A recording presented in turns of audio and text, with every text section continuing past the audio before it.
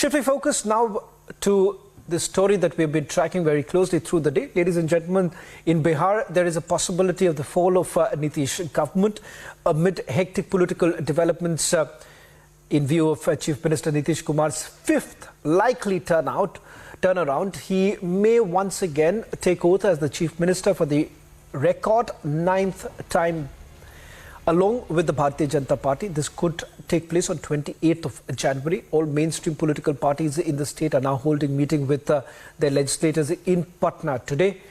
JDU legislators have been asked to reach the Chief Minister's official residence before 7 p.m. today. BJP top brass, meanwhile, is also swinging into action as top sources tell Republic that Amit Shah, JP Nadda could likely be in Patna tomorrow is what we are picking up. We'll try and see if we can go across to Prakash for getting us the latest details. But before that, let's just put out some of the reactions that are coming in. Bihar में तमाम राजनीतिक पार्टियों द्वारा बैठकों का दौर जारी है। एक तरफ जेडीयू बीजेपी के साथ आने की तैयारी में है और दूसरी तरफ आरजेडी अपने घटक दल के साथ बैठक कर रही है कि कैसे बहुमत साबित करने की कोशिश की जाए। हमारे साथ मौजूद हैं नीरज कुमार जी, जो कि मुख्य प्रवक्ता हैं जेडीयू के और विधान पार्षद भी हैं। नीरज जी, दोनों तरफ से गुत्थम गुत्थी चल रहा है। आप लोग भी बहुमत साबित करने के लिए कोशिश में लगे हुए हैं बीजेपी के साथ, और आरजेडी भी कह रही है कि उनके पास बहुमत है। जेडीयू के कुछ विधायक उनसे संपर्क में हैं। देखिए, कौन क्या दावा कर रहे हैं मैं नहीं जानता। मेरे हाथ में तीर है और तीर जब निकलता है तो बहुत लोगों का राजनीतिक रूप से बेचता है, और हमारी पार्टी को तोड़ने की कोई कोशिश करेगा तो ये मुगालते में लोग जीते हैं। असंभव। ये दुनिया का 9वां आश्चर्य होगा कि जनता दल यूनाइटेड पर कोई डोरा डालने की कोशिश करे और उसमें उसको सफलता मिल जाए। लालू जी ने कई बार फोन किया नीतीश जी को, वो फोन रिटर्न नहीं किए। अरे वे तो वो दावा कर रहे हैं ना, उनके बेटा डिप्टी सीएम हैं, गणतंत्र दिवस के कार्यक्रम में भाग लेते हैं, एक दिन पहले कैबिनेट में भाग लेते हैं, तो आखिर स्वाभाविक रूप से विधानमंडल दल के नेता तो वही हैं।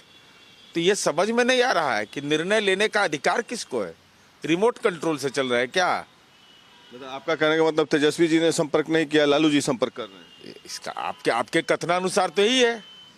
जब वो विधानमंडल के नेता हैं और वो लगातार मीटिंग में भाग ले रहे हैं, गणतंत्र दिवस के कार्यक्रम में भाग ले रहे हैं, तो आखिर कारण क्या है? कंफ्यूजन है क्यों? अशोक चौधरी कल देखा कि सीट पर नाम लिखा हुआ था, वो फाड़ के बैठ गए।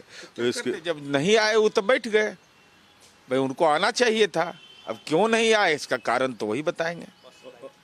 और दूसरी बात कि कल विधायकों की बैठक है, जेडीयू विधायकों की, क्या निर्णय होगा, किस बात के लिए बुलाया गया है बैठक? अब इसकी औपचारिक जानकारी मुझे नहीं है, क्या एजेंडा है। सारी पार्टियों की बैठक हो रही है तो जनता यूनाइटेड भी अपनी बैठक करेगा। बीजेपी के साथ जाने की तैयारी में है आप लोग, कंफर्टेबल हैं? इस संबंध में मुझे कोई औपचारिक निर्णय, लेकिन इतना तय है कि नीतीश कुमार जो भी निर्णय लेंगे, पार्टी का विधायक, सांसद, कार्यकर्ता उनके साथ खड़ा रहेगा।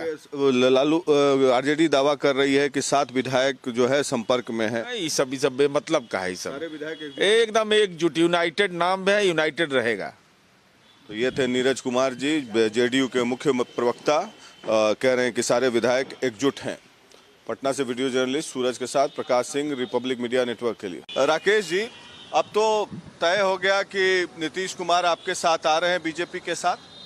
देखिए, प्रधानमंत्री नरेंद्र मोदी जी की नीतियों की चर्चा पूरी दुनिया में हो रही है। इंटरनेशनल मॉनेटरी फंड इस बात पर आश्चर्य व्यक्त कर रहा है कैसे 25 करोड़ लोगों को 9 वर्षों में गरीबी रेखा से बाहर निकाला गया है। जब उनकी नीतियों और नेतृत्व की चर्चा फ्रांस में, ऑस्ट्रेलिया में, IMF में हो रही हो, तो निश्चित रूप से बिहार में उनके गवर्नेंस मॉडल के आधार पर यदि शासन होता है तो बिहार, महाराष्ट्र और गुजरात के बराबर आने की संभावनाओं। आपको लगता है कि नीतीश कुमार के आने से बीजेपी को मजबूती मिलेगी? पहले तो आप लोग दरवाजा बंद कर रहे थे, बीजेपी के तमाम नेता। राकेश जी, आप तो वरिष्ठ नेता हैं, आरएसएस से भी जुड़े रहे हैं बहुत दिनों तक। देखिए, प्रधानमंत्री नरेंद्र मोदी जी की नीतियों और नेतृत्व के साथ जिसकी भी सहमति होती है, उसके प्रति हमारी असहमति क्यों होगी? कि कोई कारण नहीं है कि हमारे प्रति सहमति रखने वालों के से हम असहमति व्यक्त करें और बिहार को एक अच्छा गवर्नेंस मिले। भारतीय जनता पार्टी की दृष्टि सत्ता नहीं, बिहार की समृद्धि है, और बिहार की समृद्धि के लिए बीजेपी को जो कुछ भी करना होता है पार्टी करती है। इंडी अलायंस अब बिखर गया नीतीश कुमार के हटने के बाद। आपको क्या लगता है? अखिलेश यादव ने भी ट्वीट करके 11 सीट के बारे में बोल दिया। नीतीश कुमार अलग हो रहे हैं, ममता बनर्जी अलग हो चुकी। देखिए, भानुमति का कुनबा तो था ही घमंडिया अलायंस, लेकिन सबसे बड़ी बात है कि प्रधानमंत्री नरेंद्र मोदी जी ने जिस प्रकार से देश की राजनीति को एक नया मोड़ दिया है, जिस प्रकार का कर्तृत्व और व्यक्तित्व उनका है, उसने सभी पार्टियों के जमीनी कार्यकर्ताओं में हलचल मचा दिया है।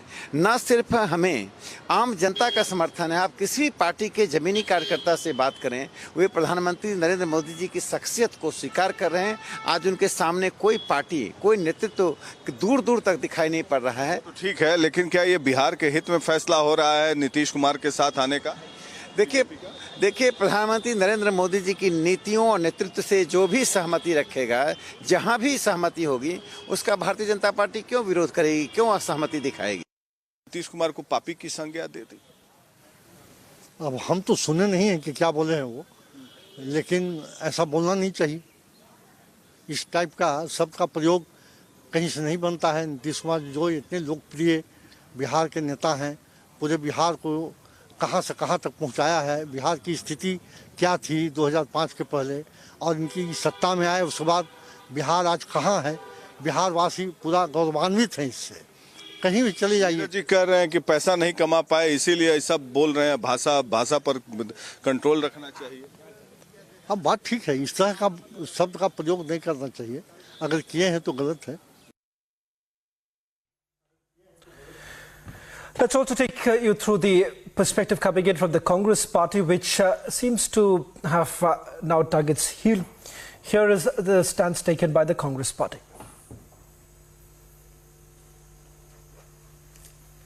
We have problems, we may have problems at the state level, but this alliance has been put together.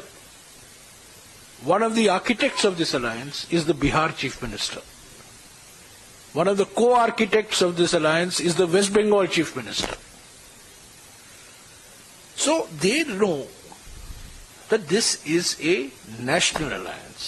This is not an alliance in which local issues will take precedence over national issues. National issues will get priority. Our national objective will get priority.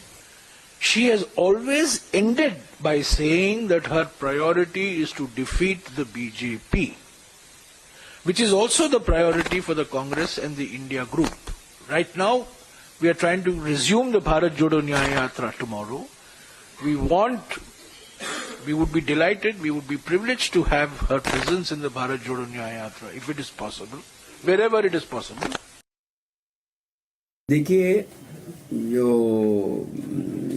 Shri Nitish Kumar ji को मेरी शुभकामना है, लेकिन मैं पुनः कह दोहरा रहा हूं कि बिहार की जनता इस बार उनके इस कदम को शायद उचित न कि एक बार फिर से नीतीश के लिए एनडीए के दरवाजे खुल गए हैं। ये भी कहा जा रहा है कि एक दो दिन में वो दोबारा से एनडीए के साथ मिलकर शपथ ग्रहण भी कर लेंगे। देखिए, पिछले एक हफ्ते से पॉलिटिकल सिचुएशन बहुत गंभीर है बिहार के अंदर, तरह तरह की चर्चाएं हो रही हैं। ये जिम्मेदारी नीतीश जी की है कि वो इस सिचुएशन को क्लैरिफाई करें कि वो इंडिया में रहना चाहते हैं कि एनडीए में रहना चाहते हैं।